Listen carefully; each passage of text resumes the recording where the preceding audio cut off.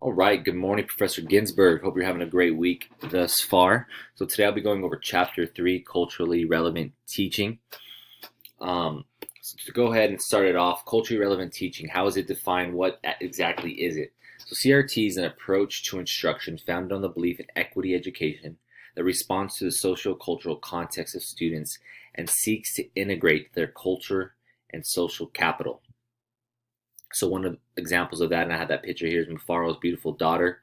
I'm highly familiar with this book. This is a great book for students of color to see themselves in the text that their teachers are presenting to them. So cultural relevant teaching, what is the theoretical framework? So cultural relevant teaching is an approach to education that is based on social cultural theory developed by Vygotsky, one of my favorites.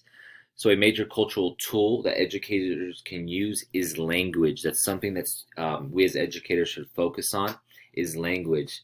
Ideas are shared through social interaction, which was key to Vygotsky. Teachers can also use cultural models that represent systems of ideas that are linked, and we'll go ahead and talk about that later in the slide. But some examples of that would be the communication style of some African Americans who use satire, irony, and wit in their verbal interactions. So here are some of the culturally relevant teaching foundations from Vygotsky's cognitive development theory. The first being social construction of meaning. So children interact with people around them, right? And social interactions are at the core of their cognitive development. Moving on to internalization.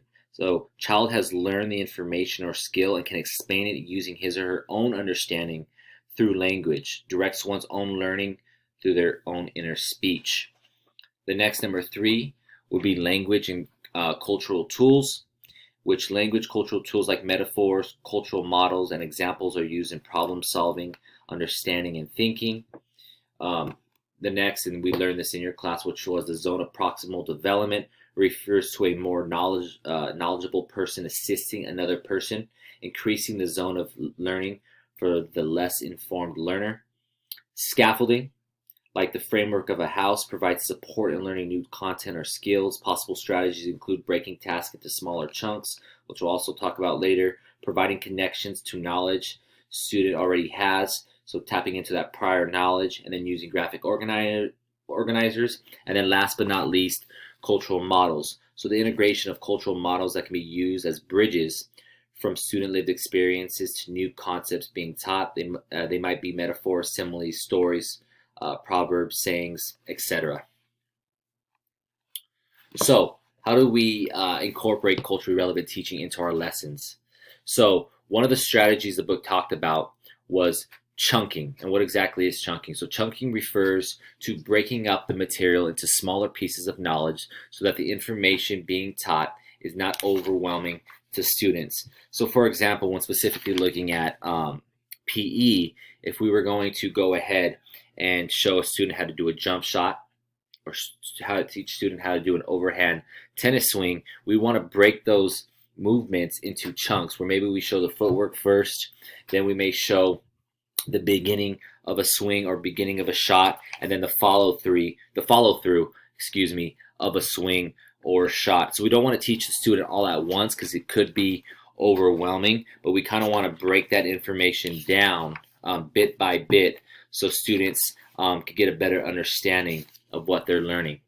So next, we want to observe students to determine if they come in with a strong cultural orientation. So that comes down to, we must know our students, right?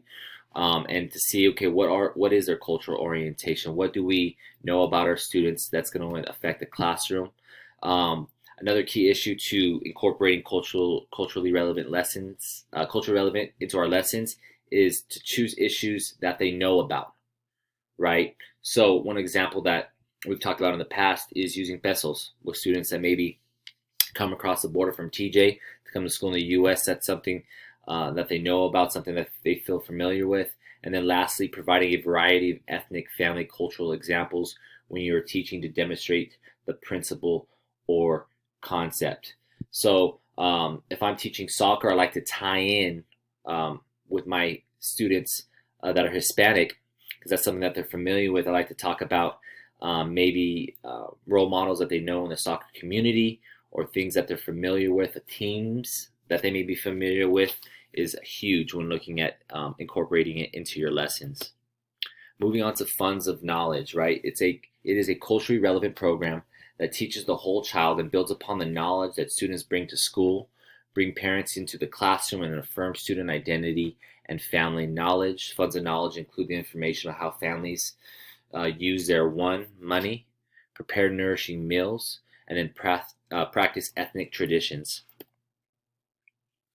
So using scaffolding and cultural models, and we talked about this a lot during our time student teaching and through our credential program, is scaffolding. So scaffolding is building of supports to assist students in their learning, right? Some examples of this would be visuals, maybe modeling a skill, which looking at physical education is key, and then providing instant student feedback if possible. Moving on to cultural models is systems of interconnected ideas such as stories, maybe sayings, or patterns of behavior. So common themes in culturally relevant programs that the book talked about were the funds of knowledge, the algebra project, and the organic reading and writing project. So some of the commonalities that the book talked about in these programs were teachers learned about their students. That was key. That was first and foremost. All these programs, the teachers were learning about their students. In each project, the educators became familiar with the culture and the lives of their students. So they didn't just know generic information about their students. They knew about the cultural significance and what their background was. Their understanding was not superficial or piece by piece. The lived experience of students were integrated into the curriculum. They acted as bridges to learning, writing, mathematics, reading, and other academic skills and knowledge. Parents and other community members were invited to become partners with teachers and school personnel, which I think is critical when talking about culturally relevant programs, getting parents involved.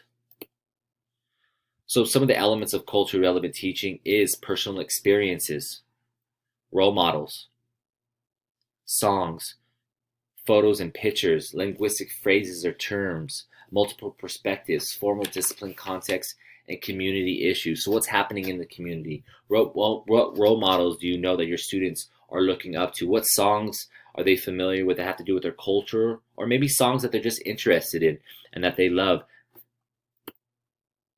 And some curriculum examples would be putting on a science fair, right?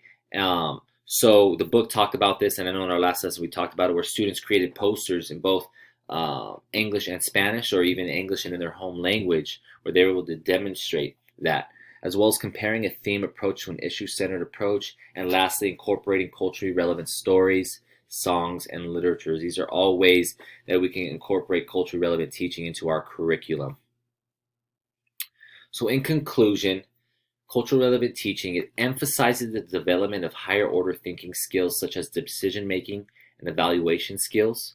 And one of the most important models that students can learn in school is the use of an issue-centered decision-making model. So they know how to think about complex social issues and most importantly, how to solve them. So we as teachers can teach them, right, as much as possible about the issues, but we need to teach them how to solve these issues so that they can go into society and make this country, make this world a better place, a world full of love for one another. And so thank you again, Ginsberg, for listening to the presentation. Hope you have a great week. Talk to you soon.